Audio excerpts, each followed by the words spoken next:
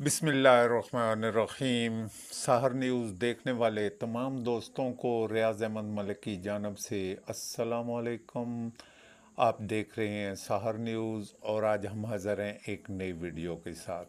ناظرین، آج ہم آپ کو بڑی دلچسپ اور معلوماتی ویڈیو دکھانے جا رہے ہیں۔ امید ہے آپ کو پسند آئے گی۔ تو آج ہم اس کا سٹارٹ اپ آپ کو دکھاتے ہیں۔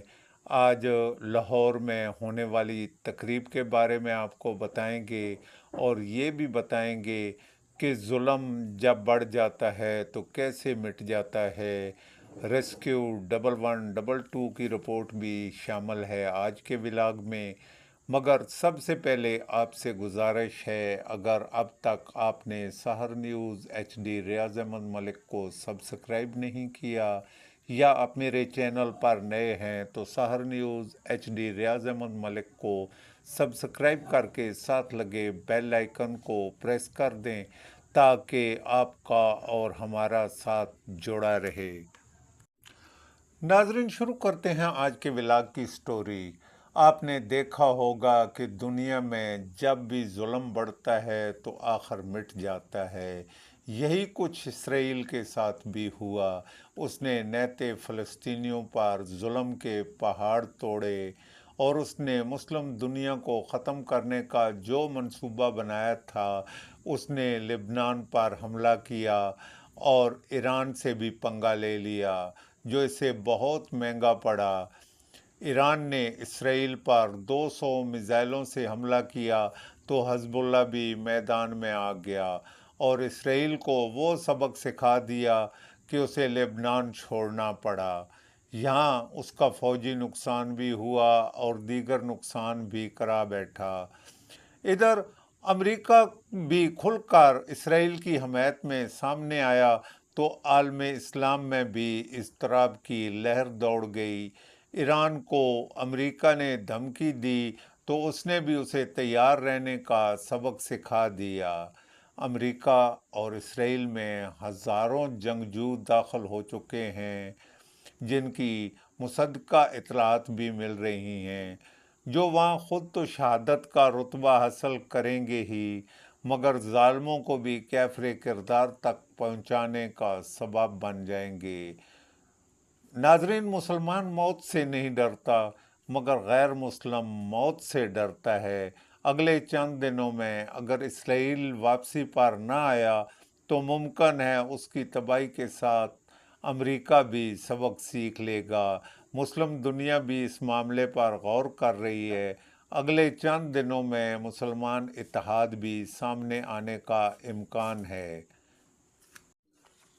ناظرین، وزیر اعلیٰ پنجاب مریم نواز نے آج لاہور میں ہمت کارڈ کا اجرا کیا ہے جو معذوروں میں تقسیم کیا گیا ہے۔ اس کے بارے میں ہمارے نمائندہ نے رپورٹ کیا ہے، آپ کو دکھاتے ہیں۔ کیا وجہ ہے کہ جب overhead bridges, underpasses, metro bus, orange line اور جو عوام کی سفری سہولیات کو دیکھا جاتا ہے تو وہ مسلم لیگ نون کا دور ہوتا ہے؟ کیا وجہ ہے کہ جب موٹر ویز بنتی ہیں، ایکسپریس ویز بنتی ہیں، رنگ روڈز بنتی ہیں، سڑکیں بنتی ہیں، انفراسٹرکچر بنتا ہے تو وہ مسلم لیگ نون کا دور ہوتا ہے؟ کیا وجہ ہے؟ سب سے ضروری بات، کیونکہ آج ہر شخص اس سے متاثر ہے، اسپیشلی جو یہ افراد میرے سامنے بیٹھے ہیں، کیا وجہ ہے کہ جب مہنگائی نیچے جاتی ہے اور تیزی سے نیچے جاتی ہے تو وہ صرف اور صرف اللہ کے فضل سے مسلم لیگ نون کا دور ہوتا ہے؟ کیا وجہ ہے کہ جب روپیہ مستحکم ہوتا ہے تو مسلم لیگ نون کا دور ہوتا ہے؟ کیا وجہ ہے کہ جب بزنس جو ہے کاروبار تھرائیو کرتا ہے تو وہ مسلم لیگ نون کا دور ہوتا ہے؟ کیا وجہ ہے کہ جب ملک اور پاکستان کی بات ہوتی ہے، پاکستان کے بارے میں سوچا جاتا ہے، پاکستانیت ابھر کے آتی ہے تو وہ مسلم لیگ نون کا دور ہوتا ہے؟ میں آپ کو یہ بتانا چاہتی ہوں کہ آپ کی بھی جیبوں میں یہ بوجھ پڑتا ہوگا۔ 38% 38% جو ہے مہنگائی تھی پچھلے 4-5 سال، نااہلی نالائکی کی وجہ سے اور کرمنل نیگلیجنس کی وجہ سے مہنگائی 38% پہ تھی۔ روٹی 25 روپے کی ملتی تھی۔ آج اللہ تعالیٰ کے فضل و کرم سے یہ کوئی معجزہ ہے کہ آج مہنگائی 38% سے 6.9 پہ آ گئی ہے. اور میں آپ سب سے سوال کرنا چاہتی ہوں, آپ گجرانوالہ سے تشریف لائے ہیں, آپ نارووال سے کچھ لوگ تشریف لائے ہیں, میں پوچھتی ہوں کہ روٹی جو ہے آج سے سال پہلے روٹی کی قیمت کیا تھی؟ 25 روپے روٹی کی قیمت تھی. آج روٹی کی قیمت کیا ہے؟ 12 روپے 13 روپے. کیا وجہ ہے؟ اور آج کس کا دور ہے؟ آج اللہ کے فضل سے مسلم لیگ نون کا دور ہے. تو مسلم لیگ نون کے پاس کوئی جادو کی چھڑی نہیں ہے کہ مسلم لیگ نون کو چھڑی گھما دیتی ہے اور اچانک ہر طرف ترقی ہونے لگ جاتی ہے. اس کی وجہ ہے مسلم لیگ نون جب بھی حکومت میں آتی ہے اس ملک کے بارے میں سوچتی ہے. مسلم لیگ نون جب بھی حکومت میں آتی ہے قوم کے بارے میں سوچتی ہے. مسلم لیگ نون جب بھی حکومت میں آتی ہے عوام کی آسانی کے بارے میں, اس کی آسائش کے بارے میں سوچتی ہے, ان کی تعلیم کے بارے میں سوچتی ہے, ان کی صحت کے بارے میں سوچتی ہے, مہنگائی میں کمی کے بارے میں سوچتی ہے, ان کی سڑکوں کے لیے سوچتی ہے, ان کی صفائی کے لیے سوچتی ہے. میں پورا دن دفتر میں بیٹھ کے یہ چیز مانیٹر کرتی ہوں کہ آپ کی محلوں کی صفائی ہوئی ہے کہ نہیں ہوئی, آپ کی سڑکوں کی صفائی ہوئی ہے کہ نہیں ہوئی. صبح اٹھ کے ریٹس چیک کرتی ہوں کہ آلو, پیاز, ٹماٹر, آٹا, روٹی کا کیا ریٹ ہے. اور ابھی کل مجھے پتا چلا, میں دیکھ رہی تھی کہ خیبر پختونخوا میں پھر روٹی کی قیمت جو ہے وہ 25 روپے ہو گئی, کیونکہ کسی کو دیکھنے والا نہیں ہے. خیبر پختونخوا کے عوام کے لیے بھی میرا دل دھڑکتا ہے, باقی صوبوں کے عوام کے لیے بھی میرا دل دھڑکتا ہے. میں پاکستانی پہلے ہوں, پنجابی بعد میں ہوں. لیکن اگر صحیح معنوں میں کسی کو مفلوج کہوں, جو ذہنی مفلوج ہے, جسمانی مفلوج نہیں ہوتا, جو ذہنی مفلوج ہے وہ یہ لوگ ہیں جن سے نہ کام ہوتا ہے نہ کسی کو کرنے دیتے, جن کا کام یہی انتشار کرو, بڑھاؤ, جلاؤ. اب میں یہاں پر آپ کی خدمت میں مصروف ہوں, ہر روز ایک نیا تماشا, ایک نیا ڈرامہ کھڑا ہو جاتا ہے. مجھے کوئی فرق نہیں پڑتا, لگے رہو, لیکن عوام کی خدمت میں خلل آتا ہے. اور یہ وہ لوگ سمجھ سکتے ہیں جن کے دلوں میں عوام کا درد ہے.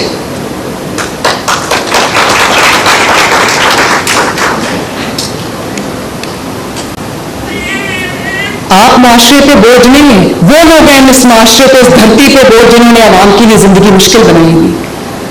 جو ریسورسز جو آپ کے پاس خیبر پختونخوا میں اللہ تعالیٰ نے آپ کو دیا ہوا ہے, آپ کو وہ عوام کی خدمت کے لیے استعمال کرنا چاہیے, نہ کہ دوسرے صوبے پہ حملہ کرنے کے لیے. یہ جو پیسہ آپ خرچ رہے ہیں پنجاب پہ حملہ آور ہونے کے لیے, یہ خیبر پختونخوا کے عوام کی امانت ہے.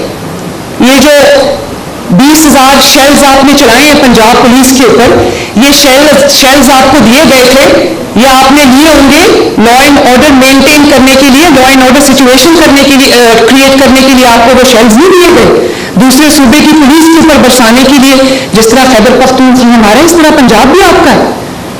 یہاں پر بہت پنجاب کے اندر, ہر بازار کے اندر خیبر پختونخوا سے آئے ہوئے لوگ ہیں جو اپنا کاروبار کر رہے ہیں. آپ نہ صرف پنجاب کے اوپر یہ بار بار حملہ کرتے ہیں, بٹ آپ ان کے اوپر حملہ کر رہے ہیں جو خیبر پختونخوا کے برے حالات چھوڑ کر آج پنجاب میں کاروبار کر رہے ہیں. تو یہ جو کبھی میں اکثر ٹی وی پہ دیکھتی ہوں, آنیسٹلی میرا دل یہ بات نہیں مانتا, میرا دماغ یہ بات نہیں مانتا کہ کس طرح کوئی اتنا بڑا کرمنل سوچ ہو سکتی ہے کہ جو ریسکیو 1122 کی گاڑیاں ہیں ان کا کیا کام ہے. ان کا کام ہے کہ جو تکلیف میں مبتلا لوگ ہیں ان کو وہاں سے نکال کر ان کو سیفٹی تک پہنچائیں. ان کو خیبر پختونخوا کے جلوس میں لایا جا رہا ہے پنجاب کے حملہ آور ہونے کے لیے. فائر بریگیڈز کا کام ہے کہ وہ کہیں خدا نخواستہ آگ لگتی ہے اس کو بجھائیں, ان کو لایا جا رہا ہے پنجاب کے اندر حملہ آور ہونے کے لیے. سرکاری افسروں کا کام ہے, سرکاری اہلکاروں کا کام ہے کام کرنا, عوام کے لیے دن رات ان کی خدمت کرنا, ان کے لیے منصوبے بنانا, ان کو ڈلیور کرنا, ان کی خدمت میں حاضر رہنا. آپ سرکاری ملازمین کا ایک جلوس لے کر آ کر پنجاب کے اوپر حملہ آور ہوتے ہیں. تو پنجاب تو یہ نہیں ہونے دے گا, کیونکہ پنجاب جو ہے نا وہ دہشت گردی پہ نہیں چلتا. پنجاب کسی طریقے پر کسی law and order situation Punjab میں جو ہے کریٹ کرنا یہ اتنا آسان کام نہیں, کیونکہ پنجاب کسی قاعدے اور قانون کے تحت چلتا ہے. پنجاب میں قانون ہے, قانون پہ عمل درآمد ہے. تو مجھے تو الحمدللہ پنجاب کی اور پنجاب کے عوام کی حفاظت اچھی طرح کرنی آتی ہے. تم اپنی فکر کرو. میرا بھی دل کرتا ہے کہ جو خیبر پختونخوا میں, آپ کو پتہ ہے آج میں آپ سب کے سامنے بتا رہی ہوں, مجھے لوگ لکھتے ہیں خیبر پختونخوا سے جو بچے سپورٹس میں، جو نوجوان سپورٹس میں ایکسل کرتے ہیں، وہ مجھے لکھتے ہیں، خط لکھتے ہیں کہ ہمارا تعلق خیبر پختونخوا کے فلاں شہر سے ہے اور ہم فلاں سپورٹس میں ایکسل کرتے ہیں، لیکن ہماری حکومت ہمارا ہاتھ نہیں پکڑے ہوئے. آپ کی حکومت آپ کا کیسے ہاتھ پکڑ سکتی ہے؟ وہ تو پنجاب پہ حملہ کرنے کے لیے تیار بیٹھی ہوتی ہے ہر وقت. یہ نیند کیسے آتی ہے؟ مجھے تو رات کو نیند نہ آئے اگر میں یہ سمجھوں کہ جو عوام کا پیسہ ہے اس کو میں اپنی سیاست چمکانے کے لیے خرچ کر رہی ہوں. تو زندگی تو ختم ہو جانی ہے. ایک دن آئے گا جب آپ کو یہ جواب دینے پڑیں گے. بہت بہت بڑا حکمران کا جو حساب کتاب ہے وہ بہت بڑا ہوتا ہے. وہ آپ کو پتہ چلے گا جب آپ. ناظرین، یہ تو تھی ہمارے آج کی ولاگ کی سٹوری. امید ہے آپ کو پسند آئی ہوگی.